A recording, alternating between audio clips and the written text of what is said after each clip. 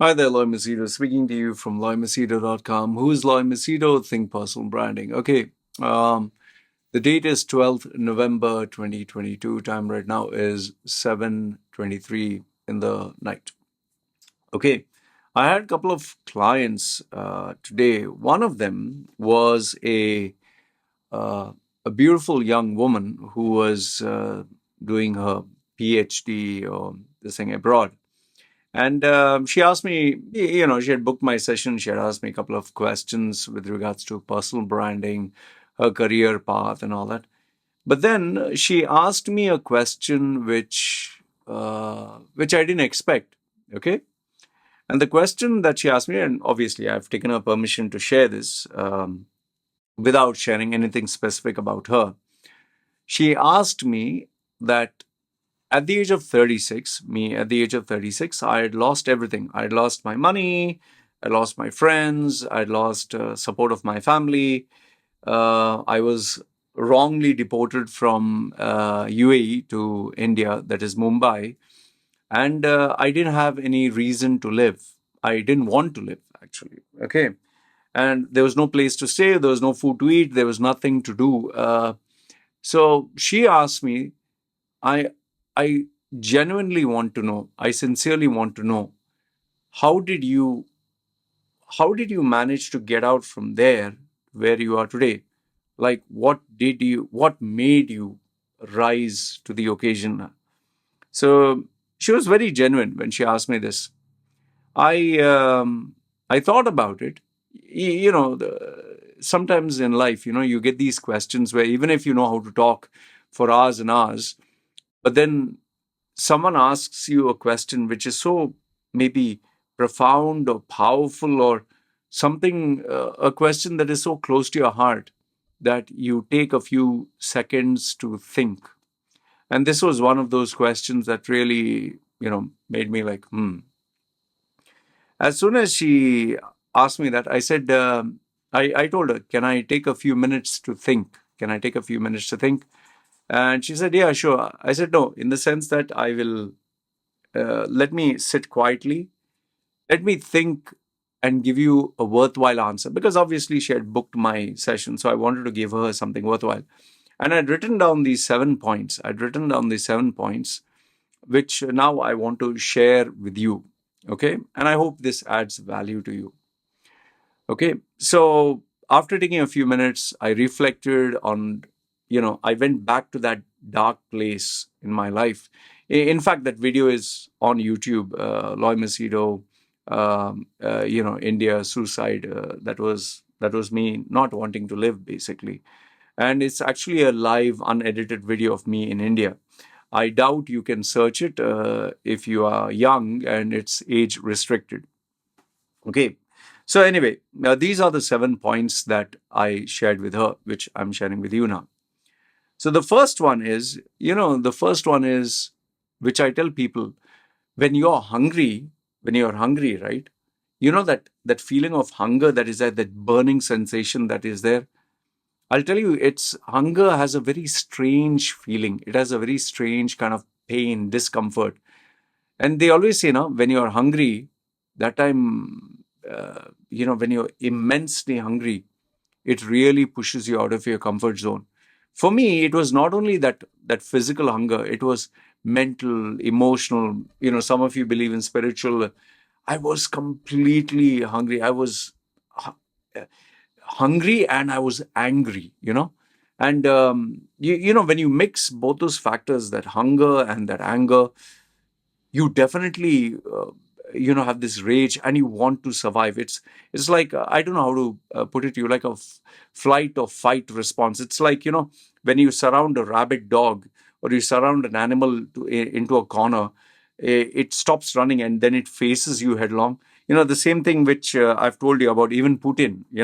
If the West all of a sudden decides to corner Putin just put him in a corner, it's going to be kamikaze. So for me, it was like life had hit me with so many blows. I was so fed up. I said, it's either, you die or I die. It became like that. So the first one is, you really need to have that hunger and that anger within you to really push yourself out of the comfort zone. Because if that is not there, nothing in the world can make you change. So that's the first one. That is why I tell people who say, I really want to change, I really want to improve, if you don't have that hunger and that anger, you cannot. That is number one.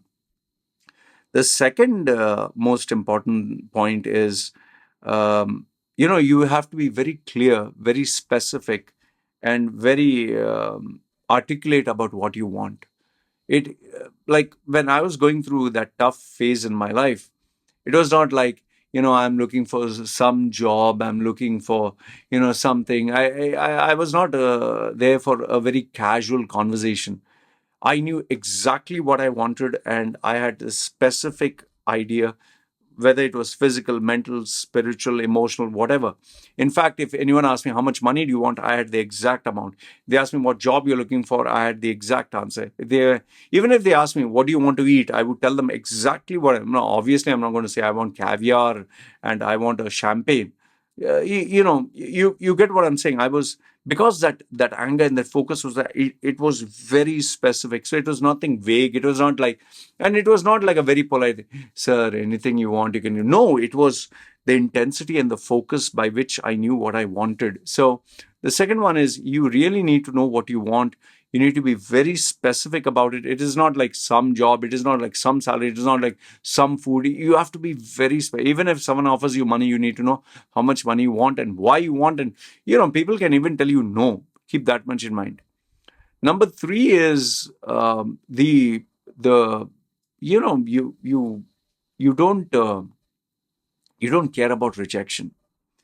Uh, Remember this much: whenever you ask for something, well, there's always a possible person can say, "No, I'm sorry, we can't give you," or they can reject you. When you reach that stage in your life where it's like a do or die, you don't give a damn about rejection. In fact, even during my younger days when I was a playboy and I was not rich, I didn't know how to approach girls, I didn't know whether I was handsome, I didn't know anything, but I was shameless. I told myself that I'm going to look forward to rejection, because rejection is painful. So I told myself, okay, let me look forward to getting rejected, and I'll keep getting rejected. And I decided, reject me as much as you want. So I would actually look forward to be rejected by women, by females, by people. And very soon, that when a person rejected me, it was like, I knew, thank you very much. So I was actually looking forward for rejection, so much so that people, like, when they rejected me, they were like, you're not upset, you're not angry. I said, no, because I'm used to rejection. And that ability to take on rejection made me much more stronger mentally, and I was ready to, even if someone rejected me, I didn't care a damn, and I would keep going on till I would get a yes. The normal average ratio I would tell people is, look forward for 100 rejections until you get your first yes. So it should be 100 is to 1. And by acceptance, means not rejected, is you're not going to get what you want, you'll just get a maybe. So look forward to rejections. Number three is, there is this biblical saying that number four is, there's a biblical statement that says, ask and you shall receive.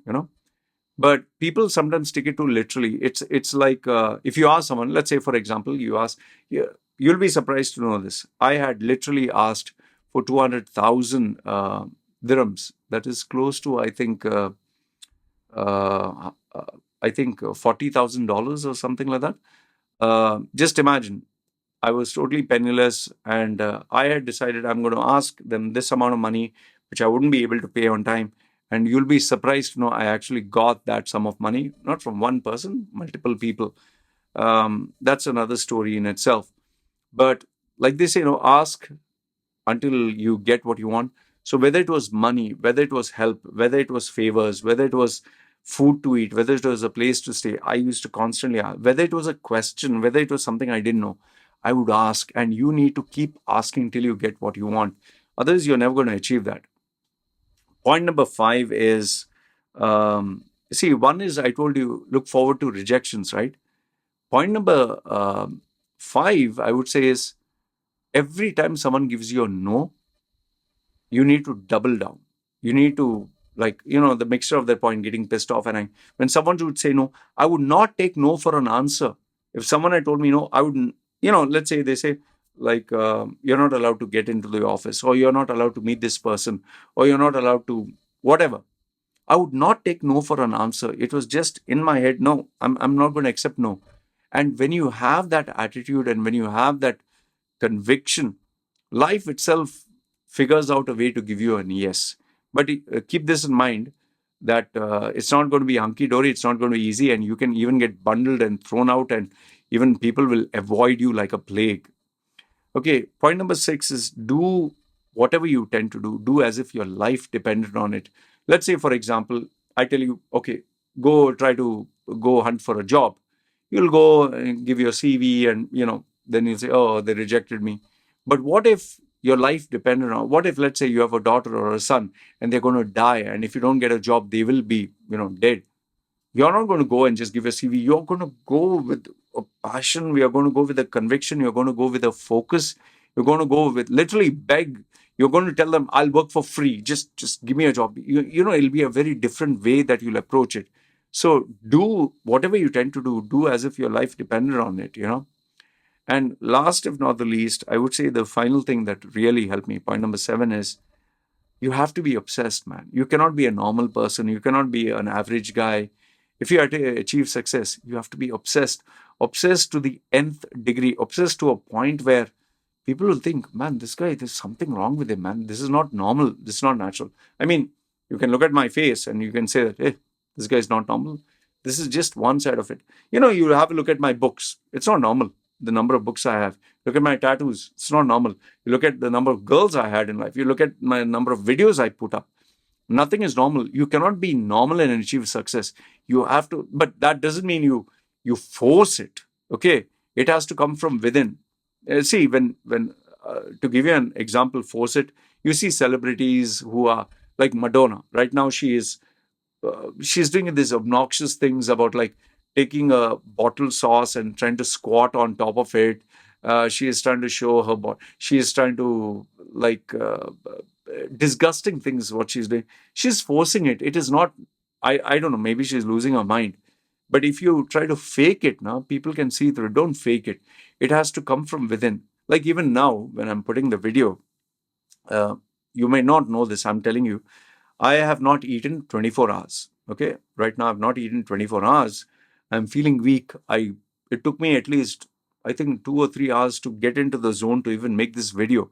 But I want to make this video no matter what. And I've told myself I'm not going to eat food till I finish 3 videos. This is the first one. And believe it or not, it takes a lot of energy. It takes a lot of focus to want to do this. I mean, I literally went to sleep for 30 minutes because I was feeling weak. I was feeling dizzy. But I said, no, not going to eat till I make my videos. So you need to have that kind of obsession. I'm not sharing this to get your compliments or anything. I'm telling you, you need to be a crazy kind of a person if you want to achieve success. So anyway, these were the 7 points that I did share with her, and she listened to it very carefully. So I'm sharing this with you. So if in case any of these points, I know these are very generic or you must have heard them, but if there's any one that stands out in your heart, I really hope it helps you achieve your success. Okay.